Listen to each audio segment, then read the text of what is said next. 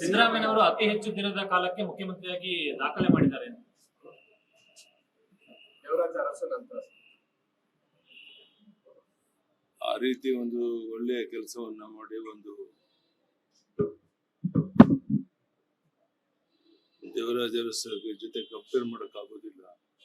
ಅವ್ರ ಆಡಳಿತ ವೈಖರಿ ಬೇರೆನೆ, ಇವ್ರ ಆಡಳಿತ ವೈಖರಿ ಬೇರೆ. ಈ ಸರ್ಕಾರ ಭ್ರಷ್ಟಾಚಾರದಲ್ಲಿ ಮುಳುಗಿ ಹೋಗಿರುವಂತ ಈ ಸಂದರ್ಭದಲ್ಲಿ ಈ ರೀತಿಯ ಸಮಾವೇಶದಿಂದ ಅಥವಾ ಏನೋ ದೊಡ್ಡ ಒಂದು ಸಾಧನೆಯನ್ನ ಮಾಡ್ತೇನೆ ಅಂತ ಹೇಳಿ ಹೊರಟಿರುವಂತದ್ದು ಇದು ಯಾವುದೇ ಕಾರಣಕ್ಕೂ ಜನ ಮೆಚ್ಚೋದಿಲ್ಲ. ಈಗಾಗಲೇ ಲೋಕಲ್ ಬಾಡಿ ಎಲೆಕ್ಷನ್ಸ್ ಸಹ ಬಿಜೆಪಿ ಜಯಬೇರಿಯನ್ನ ಪಡಿತಾ ಇದೆ. ಮುಂದಿನ ಚುನಾವಣೆಯಲ್ಲೂ ಸಹ ನಾವು ನಿಶ್ಚಿತವಾಗಿ ದೊಡ್ಡ ಒಂದು ಬಹುಮತದೊಂದಿಗೆ ಸರ್ಕಾರ ರಚನೆ ಮಾಡಬೇಕು ಅಂತ ದೃಷ್ಟಿಯಿಂದ ಕೆಲಸವನ್ನು ಮಾಡ್ತಿದ್ದಾರೆ. ನಮ್ಮ ಕಾರ್ಯಕರ್ತರು ಸಹ ತುಂಬಾ ಉತ್ಸಾಹದಿಂದ ಮುಂದೆ ಬಂದಿದ್ದಾರೆ, ಕೆಲಸ ಮಾಡ್ತಾ ಇದ್ದಾರೆ. ತಾವೇ ನೋಡ್ತೀರಾ, ಮುಂದೆ ಬರೋ ದಿವಸಗಳಲ್ಲಿ ಯಾವ ರೀತಿ ಲೋಕಲ್ ಬಾಡಿ ಎಲೆಕ್ಷನ್ಸ್ ಅಲ್ಲಿ ಬೇರೆ ಕಡೆ ನಾವು ಗೆಲುವನ್ನ ಸಾಧಿಸೋರಿದ್ದೇವೆ ಅನ್ನೋದನ್ನ ನಾವು ಗಮನಿಸ್ತೀರಾ. ಇವತ್ತಿನಿಂದ ಪ್ರತಿ ಜಿಲ್ಲಾ ಪ್ರಮುಖರ ಸಮಾವೇಶ ಸಂಘಟನೆಯನ್ನು ಬಲಪಡಿಸೋ ದೃಷ್ಟಿಯಿಂದ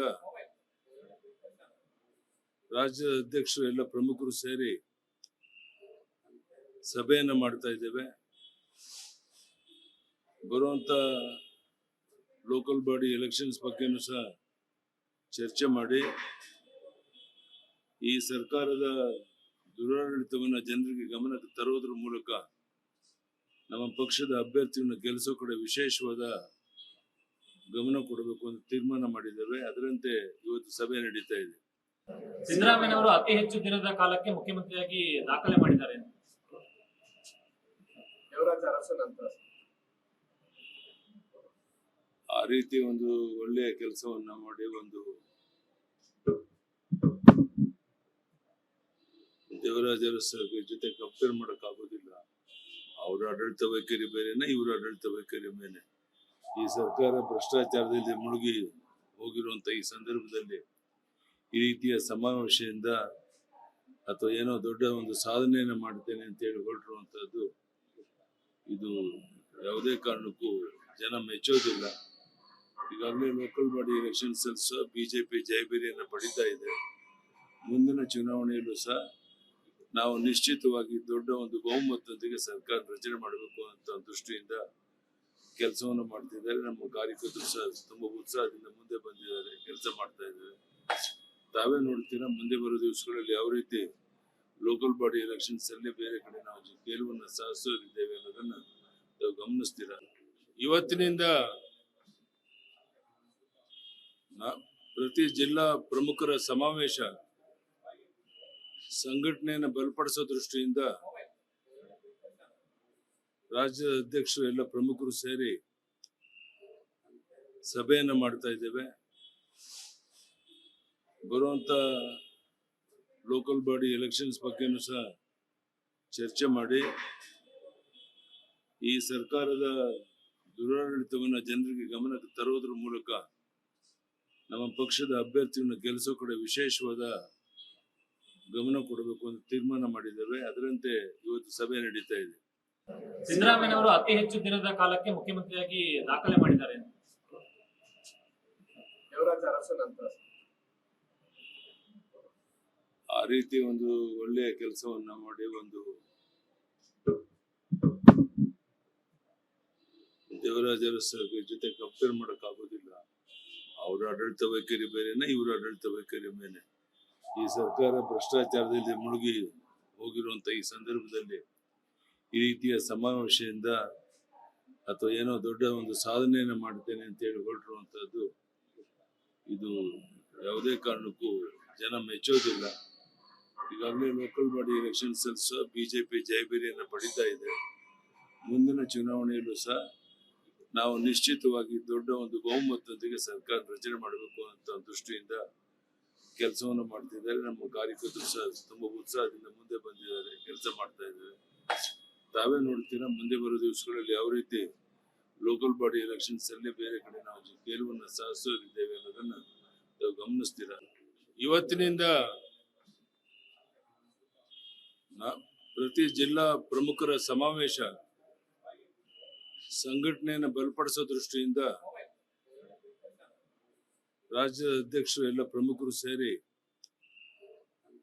ಸಭೆಯನ್ನು ಮಾಡ್ತಾ ಇದ್ದೇವೆ. ಬರುವಂತ ಲೋಕಲ್ ಬಾಡಿ ಎಲೆಕ್ಷನ್ಸ್ ಬಗ್ಗೆನೂ ಸಹ ಚರ್ಚೆ ಮಾಡಿ ಈ ಸರ್ಕಾರದ ದುರಾಡಳಿತವನ್ನು ಜನರಿಗೆ ಗಮನಕ್ಕೆ ತರುವುದರ ಮೂಲಕ ನಮ್ಮ ಪಕ್ಷದ ಅಭ್ಯರ್ಥಿಯನ್ನು ಗೆಲ್ಲಿಸೋ ಕಡೆ ವಿಶೇಷವಾದ ಗಮನ ಕೊಡಬೇಕು ಅಂತ ತೀರ್ಮಾನ ಮಾಡಿದ್ದೇವೆ. ಅದರಂತೆ ಇವತ್ತು ಸಭೆ ನಡೀತಾ ಇದೆ. ಸಿದ್ದರಾಮಯ್ಯನವರು ಅತಿ ಹೆಚ್ಚು ದಿನದ ಕಾಲಕ್ಕೆ ಮುಖ್ಯಮಂತ್ರಿಯಾಗಿ ದಾಖಲೆ ಮಾಡಿದ್ದಾರೆ. ದೇವರಾಜ ಅರಸು ನಂತರ ಆ ರೀತಿ ಒಂದು ಒಳ್ಳೆಯ ಕೆಲಸವನ್ನ ಮಾಡಿ ಒಂದು ದೇವರಾಜ ಅರಸು ಜೊತೆ ಕಂಪೇರ್ ಮಾಡಕ್ ಆಗೋದಿಲ್ಲ. ಅವ್ರ ಆಡಳಿತ ವೈಖರಿ ಬೇರೆನೆ, ಇವ್ರ ಆಡಳಿತ ವೈಖರಿ ಬೇರೆ. ಈ ಸರ್ಕಾರ ಭ್ರಷ್ಟಾಚಾರದಲ್ಲಿ ಮುಳುಗಿ ಹೋಗಿರುವಂತ ಈ ಸಂದರ್ಭದಲ್ಲಿ ಈ ರೀತಿಯ ಸಮಾವೇಶದಿಂದ ಅಥವಾ ಏನೋ ದೊಡ್ಡ ಒಂದು ಸಾಧನೆಯನ್ನು ಮಾಡ್ತೇನೆ ಅಂತ ಹೇಳಿ ಹೊರಟಿರುವಂತದ್ದು ಇದು ಯಾವುದೇ ಕಾರಣಕ್ಕೂ ಜನ ಮೆಚ್ಚೋದಿಲ್ಲ. ಈಗಾಗಲೇ ಲೋಕಲ್ ಬಾಡಿ ಎಲೆಕ್ಷನ್ಸ್ ಸಹ ಬಿಜೆಪಿ ಜಯಭೇರಿಯನ್ನು ಪಡಿತಾ ಇದೆ. ಮುಂದಿನ ಚುನಾವಣೆಯಲ್ಲೂ ಸಹ ನಾವು ನಿಶ್ಚಿತವಾಗಿ ದೊಡ್ಡ ಒಂದು ಬಹುಮತದೊಂದಿಗೆ ಸರ್ಕಾರ ರಚನೆ ಮಾಡಬೇಕು ಅಂತ ದೃಷ್ಟಿಯಿಂದ ಕೆಲಸವನ್ನು ಮಾಡ್ತಿದ್ದಾರೆ. ನಮ್ಮ ಕಾರ್ಯಕರ್ತರು ಸಹ ತುಂಬಾ ಉತ್ಸಾಹದಿಂದ ಮುಂದೆ ಬಂದಿದ್ದಾರೆ, ಕೆಲಸ ಮಾಡ್ತಾ ಇದ್ದಾರೆ. ತಾವೇ ನೋಡ್ತೀರಾ ಮುಂದೆ ಬರೋ ದಿವಸಗಳಲ್ಲಿ ಯಾವ ರೀತಿ ಲೋಕಲ್ ಬಾಡಿ ಎಲೆಕ್ಷನ್ಸ್ ಅಲ್ಲಿ ಬೇರೆ ಕಡೆ ನಾವು ಗೆಲುವನ್ನು ಸಾಧಿಸೋರಿದ್ದೇವೆ ಅನ್ನೋದನ್ನ ನಾವು ಗಮನಿಸ್ತೀರಾ. ಇವತ್ತಿನಿಂದ ಪ್ರತಿ ಜಿಲ್ಲಾ ಪ್ರಮುಖರ ಸಮಾವೇಶ ಸಂಘಟನೆಯನ್ನು ಬಲಪಡಿಸೋ ದೃಷ್ಟಿಯಿಂದ ರಾಜ್ಯದ ಅಧ್ಯಕ್ಷರು ಎಲ್ಲ ಪ್ರಮುಖರು ಸೇರಿ ಸಭೆಯನ್ನು ಮಾಡ್ತಾ ಇದ್ದೇವೆ. ಬರುವಂತ ಲೋಕಲ್ ಬಾಡಿ ಎಲೆಕ್ಷನ್ಸ್ ಬಗ್ಗೆನೂ ಸಹ ಚರ್ಚೆ ಮಾಡಿ ಈ ಸರ್ಕಾರದ ದುರಾಡಳಿತವನ್ನು ಜನರಿಗೆ ಗಮನಕ್ಕೆ ತರುವುದರ ಮೂಲಕ ನಮ್ಮ ಪಕ್ಷದ ಅಭ್ಯರ್ಥಿಯನ್ನು ಗೆಲ್ಲಿಸೋ ಕಡೆ ವಿಶೇಷವಾದ ಗಮನ ಕೊಡಬೇಕು ಅಂತ ತೀರ್ಮಾನ ಮಾಡಿದ್ದೇವೆ. ಅದರಂತೆ ಇವತ್ತು ಸಭೆ ನಡೀತಾ ಇದೆ. ಸಿದ್ದರಾಮಯ್ಯನವರು ಅತಿ ಹೆಚ್ಚು ದಿನದ ಕಾಲಕ್ಕೆ ಮುಖ್ಯಮಂತ್ರಿಯಾಗಿ ದಾಖಲೆ ಮಾಡಿದ್ದಾರೆ. ದೇವರಾಜ ಅರಸು ನಂತರ ಆ ರೀತಿ ಒಂದು ಒಳ್ಳೆಯ ಕೆಲಸವನ್ನ ಮಾಡಿ ಒಂದು ದೇವರಾಜ ಅರಸು ಜೊತೆ ಕಂಪೇರ್ ಮಾಡಕ್ ಆಗೋದಿಲ್ಲ. ಅವ್ರ ಆಡಳಿತ ವೈಖರಿ ಬೇರೆನೆ, ಇವ್ರ ಆಡಳಿತ ವೈಖರಿ ಬೇರೆ. ಈ ಸರ್ಕಾರ ಭ್ರಷ್ಟಾಚಾರದಲ್ಲಿ ಮುಳುಗಿ ಹೋಗಿರುವಂತ ಈ ಸಂದರ್ಭದಲ್ಲಿ ಈ ರೀತಿಯ ಸಮಾವೇಶದಿಂದ ಅಥವಾ ಏನೋ ದೊಡ್ಡ ಒಂದು ಸಾಧನೆಯನ್ನು ಮಾಡ್ತೇನೆ ಅಂತ ಹೇಳಿ ಹೊರಟಿರುವಂತದ್ದು ಇದು ಯಾವುದೇ ಕಾರಣಕ್ಕೂ ಜನ ಮೆಚ್ಚೋದಿಲ್ಲ. ಈಗಾಗಲೇ ಲೋಕಲ್ ಬಾಡಿ ಎಲೆಕ್ಷನ್ಸ್ ಸಹ ಬಿಜೆಪಿ ಜಯಭೇರಿಯನ್ನು ಪಡಿತಾ ಇದೆ. ಮುಂದಿನ ಚುನಾವಣೆಯಲ್ಲೂ ಸಹ ನಾವು ನಿಶ್ಚಿತವಾಗಿ ದೊಡ್ಡ ಒಂದು ಬಹುಮತದೊಂದಿಗೆ ಸರ್ಕಾರ ರಚನೆ ಮಾಡಬೇಕು ಅಂತ ದೃಷ್ಟಿಯಿಂದ ಕೆಲಸವನ್ನು ಮಾಡ್ತಿದ್ದಾರೆ. ನಮ್ಮ ಕಾರ್ಯಕರ್ತರು ಸಹ ತುಂಬಾ ಉತ್ಸಾಹದಿಂದ ಮುಂದೆ ಬಂದಿದ್ದಾರೆ, ಕೆಲಸ ಮಾಡ್ತಾ ಇದ್ದಾರೆ. ತಾವೇ ನೋಡ್ತೀರಾ ಮುಂದೆ ಬರೋ ದಿವಸಗಳಲ್ಲಿ ಯಾವ ರೀತಿ ಲೋಕಲ್ ಬಾಡಿ ಎಲೆಕ್ಷನ್ಸ್ ಅಲ್ಲಿ ಬೇರೆ ಕಡೆ ನಾವು ಗೆಲುವನ್ನು ಸಾಧಿಸೋರಿದ್ದೇವೆ ಅನ್ನೋದನ್ನ ನಾವು ಗಮನಿಸ್ತೀರಾ.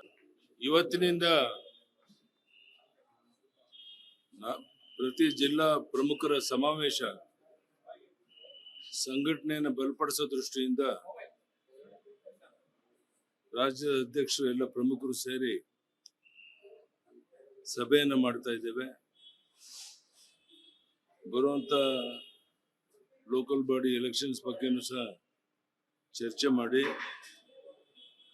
ಈ ಸರ್ಕಾರದ ದುರಾಡಳಿತವನ್ನು ಜನರಿಗೆ ಗಮನಕ್ಕೆ ತರುವುದರ ಮೂಲಕ ನಮ್ಮ ಪಕ್ಷದ ಅಭ್ಯರ್ಥಿಯನ್ನು ಗೆಲ್ಲಿಸೋ ಕಡೆ ವಿಶೇಷವಾದ ಗಮನ ಕೊಡಬೇಕು ಅಂತ ತೀರ್ಮಾನ ಮಾಡಿದ್ದೇವೆ. ಅದರಂತೆ ಇವತ್ತು ಸಭೆ ನಡೀತಾ ಇದೆ.